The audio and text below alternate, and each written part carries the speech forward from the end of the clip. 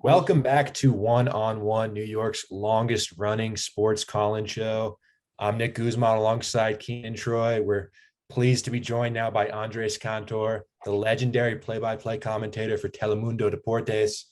Andres has called numerous World Cups, the Olympic Games, and a plethora of other important soccer matches over the years. He is the gold standard for Spanish language commentary in the United States. Andres, how are you doing today? Good, Nicholas. How are you? It's great to be with you guys. Doing good. Andres, you were born in Argentina and moved to the US as a teenager. When did you first know that you wanted to be a commentator, and how did you step into that world? I always knew I wanted to be around soccer. When I grew up in Argentina, I went to see my dad took me to see my club team, Boca Juniors, as a teen. And after I got back home, I sat in front of a thing called typewriter, which you guys never know existed before computers, and hacked away at the chronicle of the match that I just seen. So I guess I knew way back then at an early age that my profession was going to be in the journalism world. Never imagined that I was going to end up doing TV and radio, for that matter, because I studied print journalism. So that's the way it went. Andres, before we dive into, your career, which has produced, famous goal calls and, accruing all these accomplishments, I got to ask, Nick and I are big soccer fans. Some of the proud here at WFUV that like to keep our finger on the pulse. But I got to know from an Argentinian standpoint, growing up when Argentinian football really reached its climax with, Maradona obviously being the pinnacle of that. If you reading through your bio, you were in Paris watching that his, goal of the century, one of the best goals ever scored at a World Cup. For us American soccer fans, at least in our generation, we haven't had a moment like that where, everybody in the nation was talking about an incredible goal scored on the pitch. So just from a journalistic side and also from a fan perspective, what was the emotion watching Maradona, not only in that much match, but across his entire career with the Argentinian national team, just, dominate both globally, nationally, and really grow the sport of soccer and, raise Argentina to that gold standard in the international sphere? Yeah, definitely. It was one of the most memorable matches of my lifetime, both personally and professionally. Having watched Diego's second goal against England at Azteca Stadium in Mexico City will always be, here in my heart and here in my mind. I can tell you, I can do the play-by-play right now because I have it so vivid in my memory, even though it was so long ago. And definitely you have to understand that the game against England wasn't just a quarterfinal game of the World Cup. It was so much more. It had so many political connotations for Argentina because there was a war between Argentina and England 4 years prior. And Maradona talked to the team and said, "We're not going to get beat again by England, so this is our game." And, he said that publicly before the match. And of course, after the match, after having scored the first goal with his hand and the second being the greatest goal in the history of the World Cup, it meant, so much more, especially against England. So definitely that was lots of fun to be around, and just to be around Diego and be able to see him win the very two first titles that Napoli ever won, and seeing how he was in pain in Italy, agonizing pain in Italy in 1990, and he still played all 7 games to carry us to the final. I don't think I'll ever get to see a player of his magnitude and his caliber again, and both professionally and personally as an Argentinian. Those are probably the most proudest moments that I can remember on a football pitch. Andres, on the commentary side of things, you've done primarily Spanish commentary throughout your career, but you've also done work in English. So something I'm curious about is there a difference between the two in your mind? So do you approach a Spanish broadcast in the same way do you approach an English broadcast? It's an excellent question, Nick, because I have to switch chips every time I go from Spanish to English. Um, I'm so used to calling games in Spanish that it just comes natural, and I get to call games in English from time to time, like once a month now for Peacock and the Premier League on NBC's Peacock. That and sometimes that comes off like a broadcast in Spanish the day prior. Like I know the next one I'll be in Miami for a game on Telemundo, and then I'll fly out to NBC in Connecticut and do the game there in English the next day. So I have to like change change the chip, change languages, change the approach, change absolutely everything. And I have to be very conscious as well of who the audience is.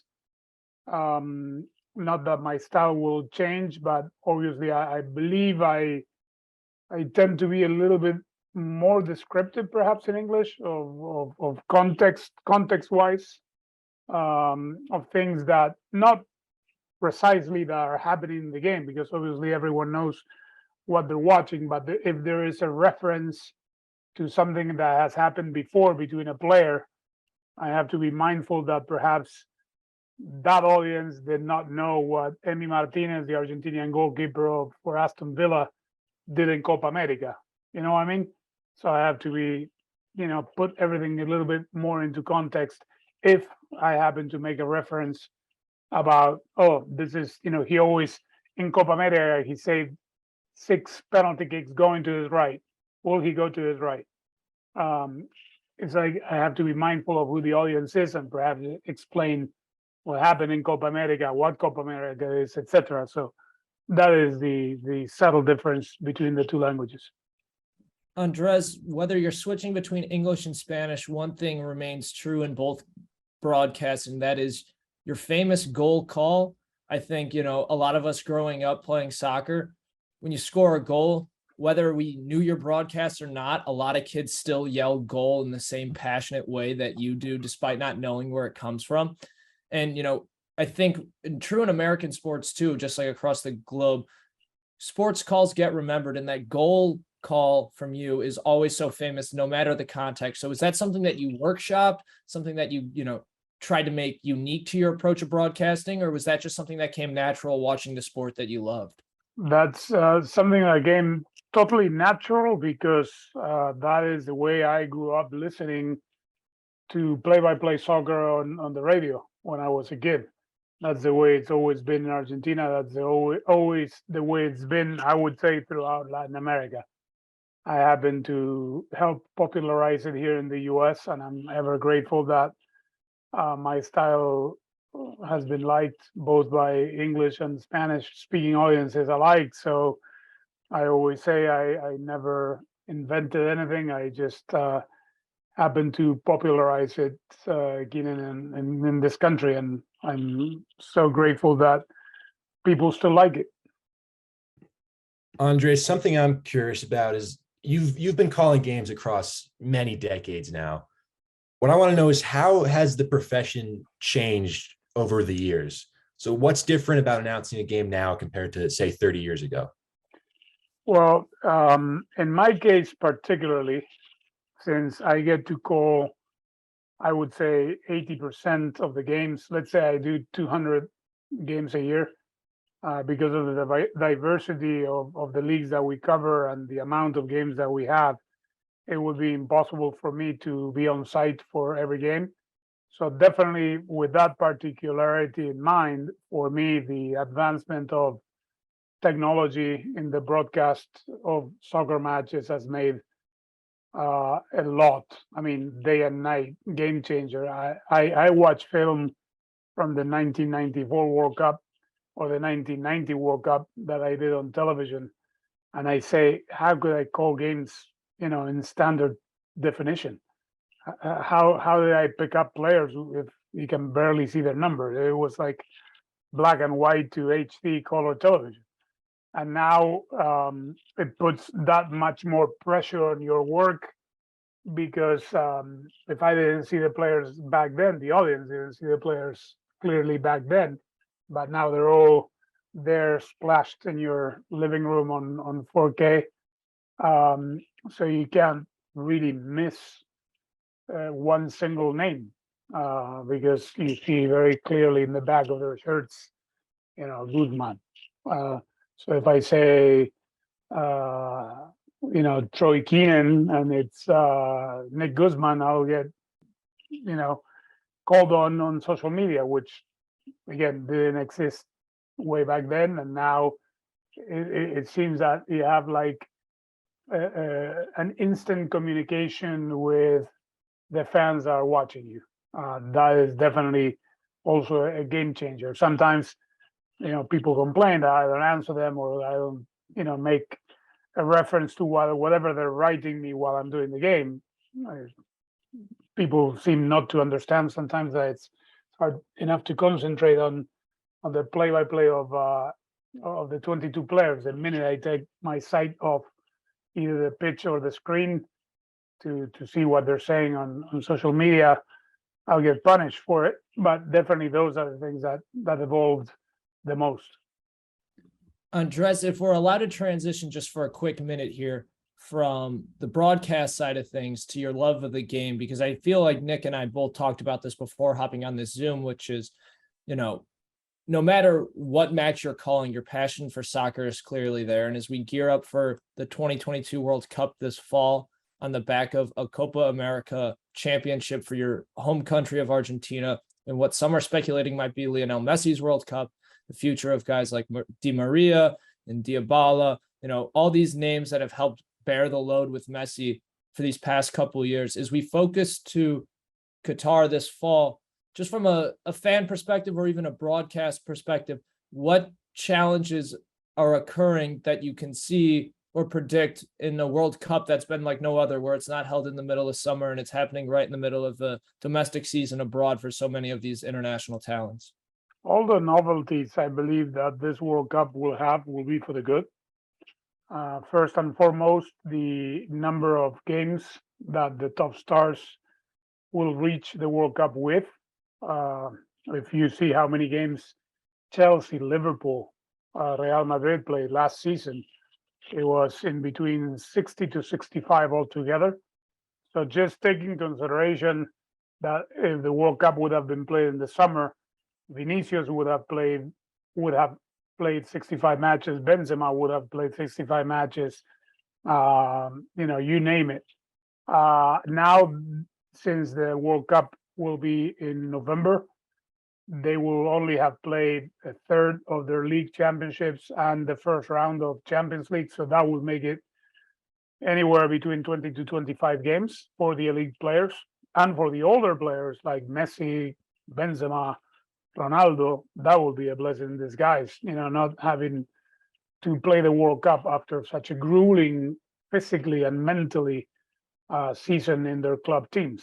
So I think that is the best thing that could happen to the players, the fact that they will be based in one single place and not have to travel and jump from city to city every 3 days to play their group matches or to play any other matches is great, because Qatar is technically a country, but the World Cup will be spread out in one big city. So everyone will get to be in their own hotel for the duration of the tournament. That is obviously also very good. The temperatures will be very, very good. It will not be hot or humid. So it will be, conducive to having good games. So I think all the new things that this World Cup offers in November, December are really good for the game. And I hope we have good matches to enjoy. Andres, I want to touch quickly on your native Argentina national team. They breezed through qualifying under Lionel Scaloni and look like a real force ahead of the World Cup in November. What do you make of Argentina's chances at the tournament, and do you think they should be considered as favorites to win it? I think Brazil is the eternal favorite. Let them be the favorites. They have, I mean, they have a very, very good team. Argentina, I think, has a very good team, and they can go far in the tournament. We will see how far. Both Argentina and Brazil have not been tested against top European clubs, so there is really no sense of where we at. We know where Brazil and Argentina are in the South American scope, even though Argentina did beat Italy June 1st in the Finalissima. I would take that with a grain of salt. We'll see how Messi gets to the World Cup. He certainly did a good preseason. Finally, he seems to be enjoying his time now in Paris, starting from scratch. Last year was kind of a weird season for him. So we will see. Hopefully they can play 7 games. Andres, thank you so much for taking the time to chat with us today. It was a real pleasure. Telemundo has the Spanish language US rights for the World Cup this November. Everyone else, make sure to stay tuned for the rest of One on One, New York's longest running sports call-in show.